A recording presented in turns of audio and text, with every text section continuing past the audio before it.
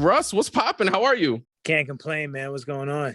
I'm chilling. I always stumble across your Instagram, and it always looks like you are just out and about living your best life, and I love that about you. Does it? Because I rarely Yes. leave my home. No, well, I saw these pictures of you like on vacation and just living your Yeah. best life, just doing everything in the studio. Yes. When I do leave my house, I do like to leave it for, you know, purpose of like, Vacations and stuff like that. yeah, because I made my house kind of have everything that I need and that I want in it. Like I imported palm trees in my backyard to give myself like a resort vibe. Like, Mhm. I have the studio, I have my gym, I have, a movie theater. Like I have everything. I have the basketball court. So it's tough for me to leave my house. I'm really like a homebody. I was about You know, to ask, are you like one of those homebody Libras? I mean, is it a Libra thing? I feel like my mom's a Libra and hates leaving the house. Yeah, I mean, it's just like, because I just love my house is incredible. I have my two dogs, Mm-hmm. you know. Yeah, I'm a homebody, but I like leaving. I like traveling. I like experiencing new things. It's just yeah, I like I like sitting at home, and my life tends to get crazy, so I think that's why I appreciate being at home so much. When you're constantly being tugged this way, that way, this way, that way, it's nice to be like, you know what, I'm about to just sit at the house. you know I was about to ask, like, because I feel like when you are, just out there in the public, people are constantly trying to get your attention. People are constantly hitting you up on social media. You're performing. I feel like tapping into people's energy is a real thing. So when you don't hmm have to be social, you're probably just like chilling and not doing anything. Yeah, I think I do a pretty good job at being social when I'm out and about, but my social battery be getting fucking drained. Hmm. And like you said, being sensitive to energy, it's like it's a thing, man. It's a thing. And there's only so many different energies I can take before I'm like, yo, I feel wiped out. I gotta go. So um yeah, it's important to like have a balance and make sure you're taking care of yourself. One thing I realized, or I wanted to know, when you are of the industry, right? What do you do to protect your peace? Because I feel like a lot of people could be around you and they don't have the best intentions. You know what I'm saying? Yeah. So what do you do to protect yourself from that? I think for me it's been fairly easy to prevent stuff like that just because uh my best friends are still around me from when I was 12, 13, years old. um I don't have too many cooks in the kitchen, and the team I do have, they've been here for a minute and I trust them, and that's kind of what it is. And everything is in house, from the merch designs to, the visuals to the graphic designing. My manager I've known for mad long. It's like family. It's my mom's around me all the time. I still live in Atlanta. My mom's around the corner, my brother's around the corner. It's like Mhm. he's my personal trainer. It's I don't have too many like random ass people around me at all, to be honest. I don't have anyone random around me. So um I'm sort of operating, I would say, like from outside of the industry while still making like industry impact, you Mhm. know? So I do have that buffer between me and the industry for sure. There's not a lot of people who have access to me. Is that your core, I guess, group of people that you'll have them listen to something and see what their takes on it? Like, what should you do with this song? What should you do with that? Yeah, I have like a mastermind group chat. Me, my manager, Bugis, who co-founder of Diamond with me, the label, and then his older brother, Mara, tech entrepreneur and just counsel. So like that's the group chat. That kind of I send songs around, and we discuss every career decision I make. It's always like a council meeting, not because I need like it has to be that way. I want their input on Right, everything right. because sometimes when it's your career, you're too zoomed in and you can't see things clearly. Sometimes you need people who are on the outside looking in a little bit, even though they're on the inside, but they're on the outside since it's not their life, and they can see things clearer and from a different perspective sometimes. Have you ever had to veto something that they said? Like it's like, man, I don't think that's it, but you love it, and you're like, nah, we're gonna do it anyway. Um, yeah, all the time, all the time. Yeah, all the time. But we usually like they don't. If it's, I'll say this: if it's like anything music related, like yo, what song should I drop next? Da, da, da, da, I usually like I already kind of know what I'm gonna do. Um, yeah, we don't really have too many like disagreements. I'm trying to think. We don't really have. We're all kind of on the same page. We all have the same moral compass, so we all kind of know like the basics. Right. And when you and your friends all sort of have the same values, there's not too much like I guess at that level that's even up for debate.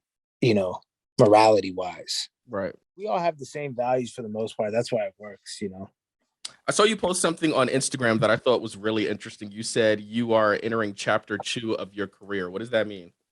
Yeah, I feel like this is like the first time since chapter one of my career, which is like, blowing up, putting out the debut. This is the first time since then that I actually really, really feel like an entirely new person and new version of myself that version wouldn't even recognize. Mhm. And I feel like I reached like a spiritual, like a next level, like, oh, boom, this is clearly a level up spiritually and where I'm at with myself, where I'm like, oh, okay, this is 2.0 now. Even like getting my body right and like my mind right and reading a lot of books again.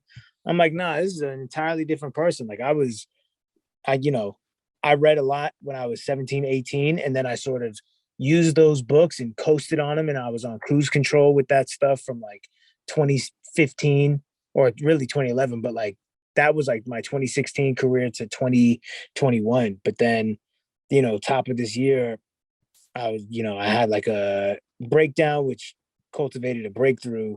Mhm. And I had this like sort of spiritual awakening and just kind of like snapped out of it and got my head back on right. And I just feel like an entirely elevated version of myself. So that's why it feels like chapter two. And especially with Handsomer now Mhm. doing what it's doing, it's on pace to be my biggest song ever. It's like this feels just like the start of a new chapter and going back fully independent. I feel like I'm just now like cool. I got the full team assembled. We just launched the label. It just feels new. It all feels like 2.0, Do you feel like it's harder? independent. Mhm. No, you know why? Because it was harder to have to be at the mercy of a staff that maybe you don't get along with, or maybe you don't think they're that great. When you're with a label, um, whoever they hire as the pop radio person or the urban radio or that's just who you have to work with. It Right. just is what it is, you know. Same thing with you know you could like I had a really great relationship with one of the radio people at the label I was at, and then they left, and like that can happen when you're just at a label. It's like I always use the analogy of like you know, being a top high school recruit, going to a college because that head coach recruited you and loves you and you have a great relationship. You get to that school and your freshman year, the coach leaves, goes to another school. The person that was champion you. Right. And now maybe his replacement doesn't like you so much. And now your whole career can be messed up by that. So for me, it's harder to deal with that sort of up in the airness and that limbo that, comes from not running the company and business yourself. So being independent for me is easier because I can control more things. And, I like controlling the narrative. I like controlling who I work with, and I feel like my career is now flourishing even more than it was when I was on a label because everyone I have around me, like the radio people I have, the PR I have, they all really believe in me and they all really are supporters and they want to work and they're dope and we get along and they do great work, etc. So it's easier in my opinion. Now, does it cost me more money? Mhm. Sure, but do I make way more money? Way more. You know what I mean? So, and why would I not want to put my money where my mouth is and bet on myself and bet on my team and what I think is the right way to go. Because guess what? The rewards are so light years beyond what people at labels are getting. Label artists, they're getting 15% of a percent of a percent, on the royalties. And then for foreign income, they don't even realize like how much money they're missing out on foreign income. You know what's interesting? I feel like everybody wants to be famous. Everybody wants to be a star. Everybody wants to do their own thing, but nobody does the behind the scenes homework. And when it comes down to like, am I going to be making money or I'm just going to be making this label money? Yeah, that's the thing. And most of the time, you're just making the label money, and they're giving you an advance, and it's a lot of money and it's exciting. But, after the dust wears off and, the tornado is over and you go outside to like sort of look around and you're like, wait a Mhm. second, something's not right here. I should be Right. making way more money. What's going on? And it's a shame and it's sad, because I empathize with people's situations where, they might be in a place where they can't turn down $500,000 up front or whatever it is, but I do recommend everyone at least giving yourself an out. If you're going to get with a label, make sure you have an out, make sure you can get out of that deal because it's not a sustainable with where the future is going and where we're even at right now. There's no reason for any artist that they need to be signed to a label for the entirety of their career. It's just, you don't have to be. Absolutely, because I feel like chapter two with you and social media goes hand in hand, and I feel like that's been making a lot of careers not necessarily pop off, but showing, Mm-hmm. shining the spotlight on these people. Yeah, for sure. For sure. I mean, you go to a label, they have digital teams who like, they're for the older artists who like don't run their social media and Hmm. stuff. So they'll craft the tweets and the posts and run their social, but it's like, dog, like we're living in 2022 and in the future, everybody who's an up and coming artist, honestly, is a savant at social media. Hmm. Like anyone who's an up and coming artist, I see it all day on TikTok. If you're an up and coming artist in 2022, chances are you could probably have a uh, digital marketing job at a label because you probably understand social media better than some of these people at the label. Because that's just sort of like in the DNA of an up and coming artist nowadays. You gotta be a content creator. You feel me? Hmm. So I just think the powers in the people, the powers in the artists, and that's it. Labels should be there just to financially support the vision of an artist, but they shouldn't be owning masters. They shouldn't be owning publishing and none of that. So, until Especially because it's not their work. it's not the point blank period. It's just like y'all didn't make it. So it's not, it's common, like to me, that's common sense. Right. Like that doesn't even take much thought. It's like, oh well, why should you own your masters? Because they're mine, because I made it. It's like, what do you mean? Why should you own? Like, I don't understand why it's always such a big deal whenever an artist tries to buy their masters back. And I feel like they make it extremely impossible for people to get that. sure, because once you own them, right, from the label's perspective, it's like, well, we put up all this money. We feel like we're responsible for your success. So you shouldn't ever be able to make money without us making money. And Right. it's like, and that's why I always tell artists, make sure you have leverage before signing to a label. Mhm. If you're going to go that route, because you cannot let the label even think that their success, that your success is all because of them. You need to have your own success beforehand. It's a relationship, just like with any partner in your romantic life.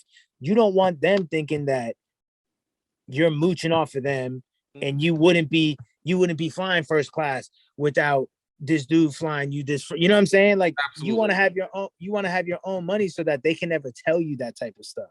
They Right. can't hold it over your head, so it's leverage. It's leverage. That's all it is. Because from a label's perspective, like I said, if they're like, look, we took you from 0 monthly listeners and no songs out and gave you a bunch of money and made you a superstar, it's, they have an arguable case right there. Think about it from your perspective. You individually, if you saw somebody, they were talented, they had never put out a song, you gave them a bunch of money, you put your money out of your pocket on the line and gave them all the resources, and then they became a superstar. you could see how they might be like, well, then we need to always make money off of that. But in my opinion, still, I think once you listen, paid back, you're paid back. Like I don't think that exactly. Once you're paid back, you're paid back, and then right. split the profits 50-50. But you should never own my song because I don't care what you did for me. You didn't make it, so you don't own it, period. You weren't in the studio, you weren't writing down the lyrics, you weren't doing Yeah, any of that. yeah, yeah. None of that. Come on. So at It's what great. point were you just like, all right, let's jump on TikTok. Let's do this. Let's Man, you know what it was? Like Gary Vee was constant. Shout out to Gary Vee was constantly blowing me up about you need to get on TikTok. I'm telling you, I'm telling you. It was like 2018 telling me, and I was just like, I don't know what to do on like it's just I'm kids not dancing on dancing. there. I'm not right. Exactly. Yeah. That's what I thought it was. You know what I'm saying? Like anyone like who's on the outside looking in at TikTok, you just think it's for like 12-year-olds doing dances. And I was like, I'm not getting on there do like what am I gonna do on TikTok? And I don't know what you know what it was? It was me noticing Instagram and Twitter sort of dying and them not being those two apps not really being great apps for discovery anymore. You're not discovering a new artist on Instagram or Twitter anymore. You used to be able to, but for whatever reason, algorithms is such a trendy word, but I don't know what it is, but it's not built like that anymore, those apps. So I was like, all right, well, let me try out this TikTok thing. And I started noticing how like TikTok, it's so much better of a discovery tool for artists. You know, I scroll on my For You page and so many artists I see that have 100 followers and 2 likes. And I'm like, TikTok's putting them in front of my face. This is incredible. Like, this is incredible. And then with my own stuff, just notice how much more the music was spreading around, how many more people were discovering me. And I was like, oh, well, why would I use an app, Twitter or Instagram, that isn't promoting my music? It doesn't help my music get heard as much as TikTok. I'm just going to use TikTok. It was Right. just like a no-brainer. I feel like Instagram wants you to pay to be in front of people. That's If what I'm saying. right. Yeah, that's the issue right there. That's one of them. It's like, yo, I shouldn't have to pay to like. I put in the work and got all these followers. When I post something, they should just see it. Right. You feel me? Right. Like it's not complicated, you I know. think it's But so dope that you're gonna extend handsomer. yeah, I think because this song was all about. This song came together via like people's suggestions. It's like I made the song. Yeah, I put up the open verse challenge, but Caitlyn killed it so much Right. that people demanded she be on the remix. And I'm like, well, it's a no-brainer. She killed it and the people want it. Here's the remix. And then it was, this is too short. We need more of this. We need more. I'm like, well, I mean, y'all haven't been wrong yet. Right, So, right. Well, can I ask you something? Isn't the goal always to, I guess, keep the listener wanting more a little bit? 100%, 100%. And look, we are in the entertainment business. Mhm. So um at a certain degree, especially with a song like this was really like built by the people for the people. So it's like, look, if y'all want another verse, if y'all want a longer version, then that's what we're gonna do. We're gonna give you that entertainment. You feel Mhm. me? It just makes sense. And it almost didn't come out. Yes, it almost didn't come out. Yeah, it almost didn't come out because I lost the enthusiasm on the original song, because that's what happens as a creative. And I'm in the studio right now. It's in my house. So Mhm. I sit here and make so many songs all the time. And so, I made Handsomer Christmas Day of 2021. And, it came out February 4th, but it's like by even January, because the new year comes and you just feel everything that happened last year feels stale. I don't care if it was 2 weeks ago, it's last year, it feels stale. So you kind of lose that enthusiasm. And that's a really slippery slope, because enthusiasm is kind of what drives everything, in my opinion. So I had to just remember how I felt the first time I made it and remind myself that everyone else is going to feel like that too. This is going to be their first time hearing it. So I tap back into that enthusiasm and let it fly. Russ, has it ever been like 4 o'clock in the morning and you're like, I gotta go downstairs? Yes, It all the has. time. It be pissing me off. Yeah, because I'm like, I could have swore I was about to get some good sleep tonight. And then bro, that happens so often. It's like, I'm not going to say it's frustrating because universe, I don't want you to think that I don't want Absolutely, absolutely. you But know, you want some good sleep so you can I continue want, to do right. yeah, but it's like, I remember like I was laying in bed and I caught inspiration. This is like 2, 3 weeks ago. I caught inspiration. I'm like, all right, I was dead ass tired, but as soon as I get inspired, I'm all of a sudden awake, going to the studio. I'm working on something. Boom, I get a FaceTime from Snoop Dogg asking me like, yo, I'm in the studio right now. Can you make me something right now? I need to. And I'm like, dog, if I would have been asleep, I would have missed the Snoop FaceTime. You know what I'm saying? Like, but because I feel like subconsciously my spirit is always on alert for like The inspo. universe looking out for you. The universe looking out for you. Yeah, yeah. So it's like I was able to, all of a sudden I was up till 8 a.m. and I, made something for Snoop. He loved it. And it's like, damn, see, if I would have gone to sleep. People ask me, why don't you get sleep? Because look what can happen. Look what happens when you know what I'm Exactly. And you know saying? what it is? I feel like you also have that studio, so it makes it super accessible for you to just go down there and knock it out. That's what You know I'm what I mean? saying. Yeah, and I do everything myself. So it's not like I gotta call anyone. It's like I can just walk down here and just whip something up. So it's tough it's hard to stay out of here, you I want know. to know, how important is it for you to be able to engineer your own stuff? So important, mandatory. I taught Bugis how to engineer himself because as my career started picking up, I wasn't able to record with him as much as we used to, right? But he needed to still be productive. So luckily, along the way, even before my career took off, I showed him just the basics of how to record yourself, how to, comp the takes and stuff like that. And it's incredible because now, for the past, I don't know, just 6, 7, 8 years or something like that, he's been able to do that and he makes songs on his own and they sound incredible. He's in Nigeria right now, Mhm. recording a Nigerian artist and they're making songs and he's engineering it. And, you know, I think that is at a base level, artists need to know how to engineer themselves because number one, you should have your own home setup. Number two, I get it if you don't make beats. That's just like a whole different art form, whatever. But you should at least be able to, if at 4 a.m. you hear an idea in your head, you should at least be able to go to your home setup and record yourself. Like that is just basics. Basics. I'm tripping out that if you were asleep, you could have possibly missed that FaceTime from Snoop Dogg. Like Uncle That Snoop happens calling all the you. time. That's Does what it I'm really? saying. Yeah, that's why I have hella anxiety because I always feel like I'm missing something. I always feel like I'm about to miss out on something, but I understand that I need to also have patience and trust in the universe that look, I'm not going to miss anything that's for me. You feel me? So, but yeah, it's tough. My grandmother always says, if it's for you, it will be for you. No one, no man, no one can come in between what is meant for you.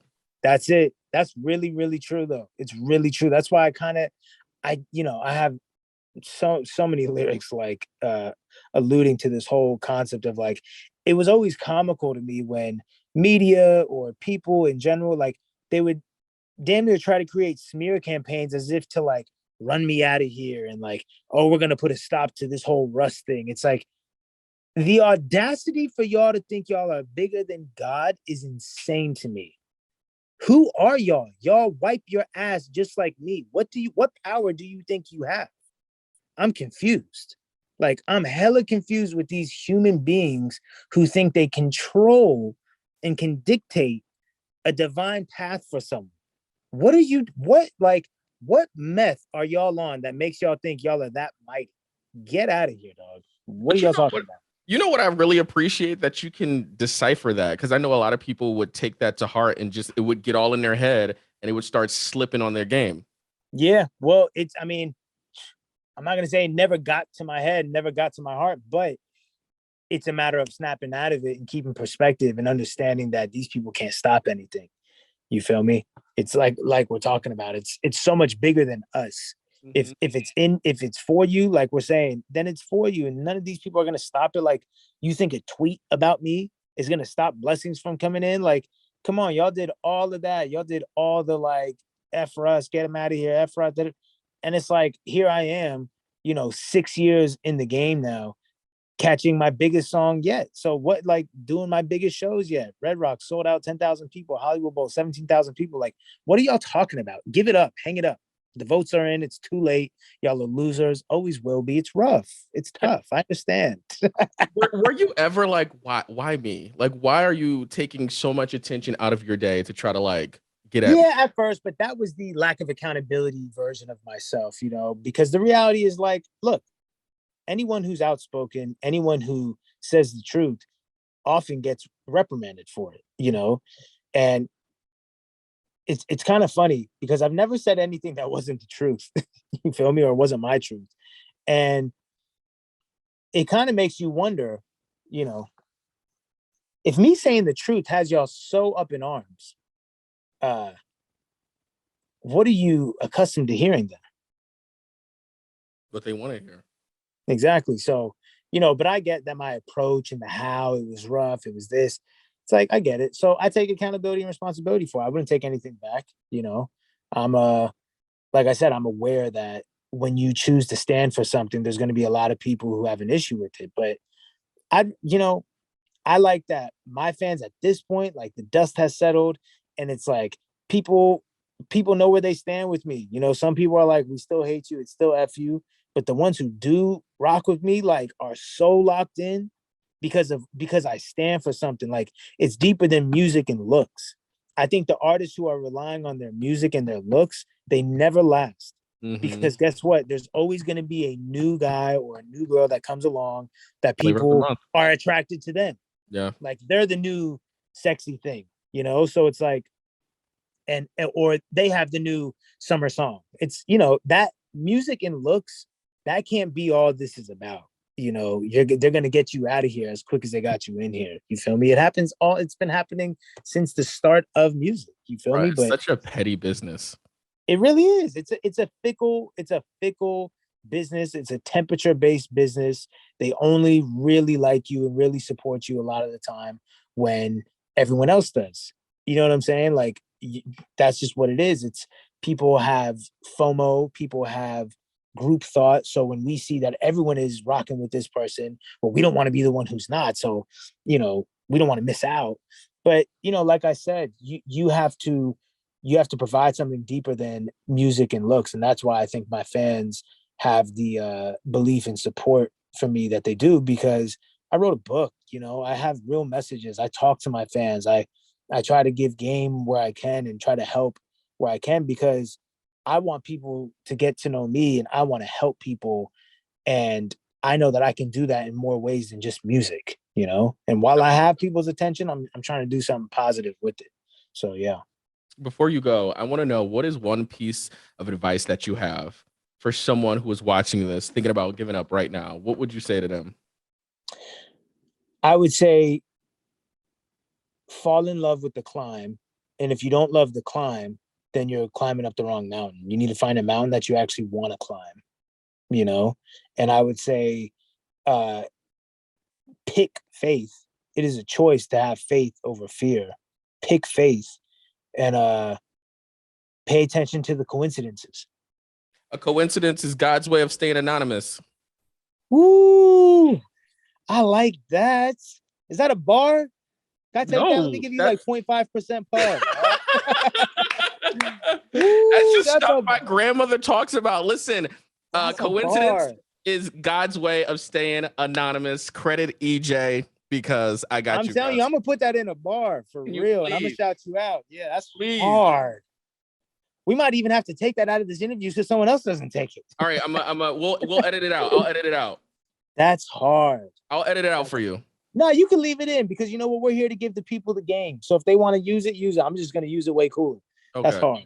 I love Can I it. can I just say it was a pleasure? I had such a great time, and I thank. Same. Nah, thank you. You have great energy, and I appreciate just being open to, kind of talk about whatever and listen to my tangents and rambles. No, it was great. I appreciate it, and it was really cool to talk to someone who I felt like is on the same wavelength. You know what I mean? I feel like we get it for sure. For sure. Dope. Thank you so much. I'll Thank talk to you you. later. Yeah, talk soon. Peace. Alrighty.